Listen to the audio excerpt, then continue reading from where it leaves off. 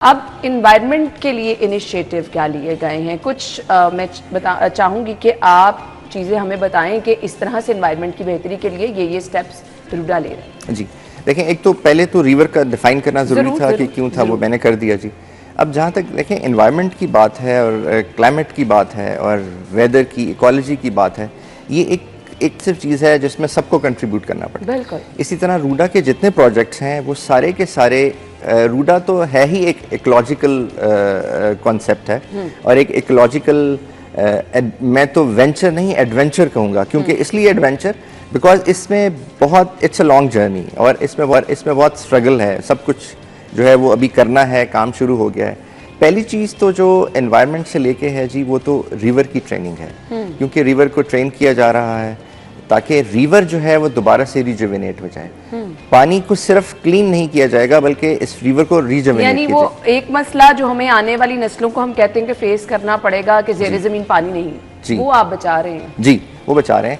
अब देखिए, ना सिर्फ ये कि ज़ेरे ज़मीन पानी नहीं है, बल्कि बात इतनी उस पर चली गई है कि अब आप जो नीचे जो आर्सेनिक की लेयर है वहाँ तक ड्रिलिंग करने लग गए हैं। तो जब आर्सेनिक की लेयर करेंगे, पहली स्टंटेड ग्रोथ है लोगों में, पहले ही प्रॉब्लम्स हैं, पहले ही लोगों में जो लीवर किडनी उसकी डिजीज़ बढ़ रही हैं, तो वो आई थिंक उससे और खुदा न खास्ता ट्रिगर हो जाएगा। तो पहले तो ये चीज़ है कि रिवर की ट्रेनिंग इटसेल्फ और रिवर को उसके जो रिपेरियन बफर है उसके साथ रिवाइव करना ही एक बहुत बड़ा इकोलॉजिकल एक एफर्ट है जो कि की जा रही है, जिस पे अगर आप देखें तो कोई 2.5 किलोमीटर का जो एरिया है one side of the river, उस पे हमारी जो एम्बैंकमेंट्स हैं वो बन गई है, दूसरी साइड पे भी शुरू हो रही है और वो साइमल्टेनियसली इंशाल्लाह अनदर 2 to 3 ईयर्स में वो बहुत विजिबल हो जाएगी।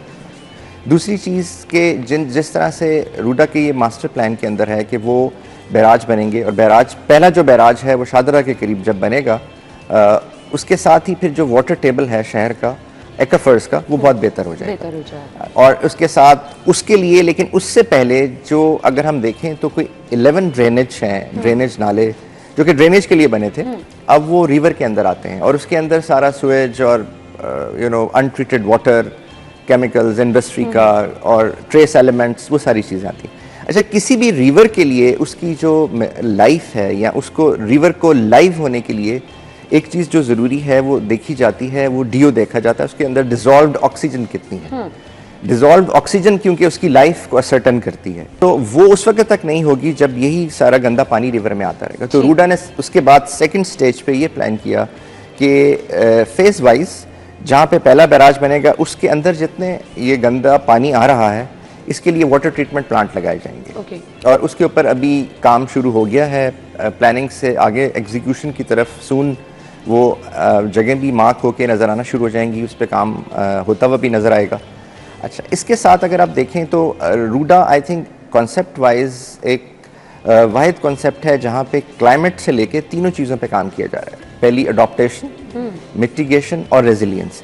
रिवर का बनना इटसेल्फ ये it's part of the resilience effort, क्योंकि रिवर की जो ट्रेनिंग हो रही है वो उन एस्टिमेट्स पे ट्रेनिंग हो रही है जिनमें खुदा ना खास्ता अगर कभी फ्लड भी आता है तो 1000 ईयर्स का जो पुराना रिकॉर्ड है उसकी बेस पे उसको प्लस करके, उसमें मार्जिनाइज करके, ऐड करके सारा रिवर जो है उसकी ट्रेनिंग की जा रही है, कंस्ट्रक्शन की जा रही है।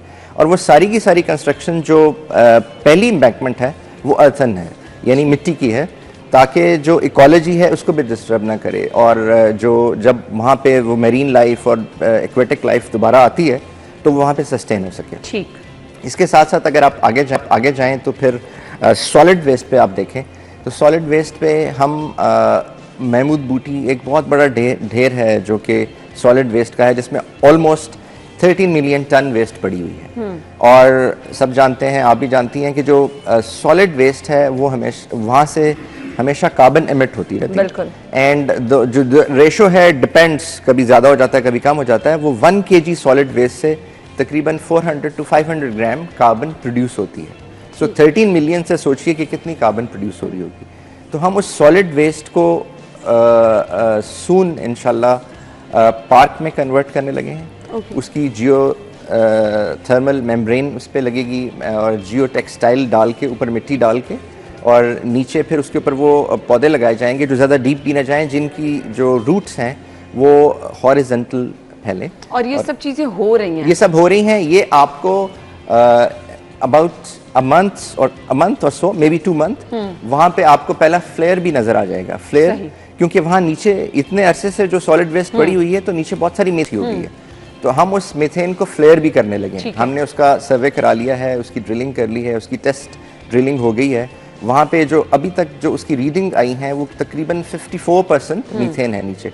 तो हम उसको फ्लेयर कर देंगे ताकि वो मीथेन जल के कार्बन डाइऑक्साइड में कन्वर्ट हो जाए, क्योंकि methane is yet more harmful and dangerous than the carbon dioxide.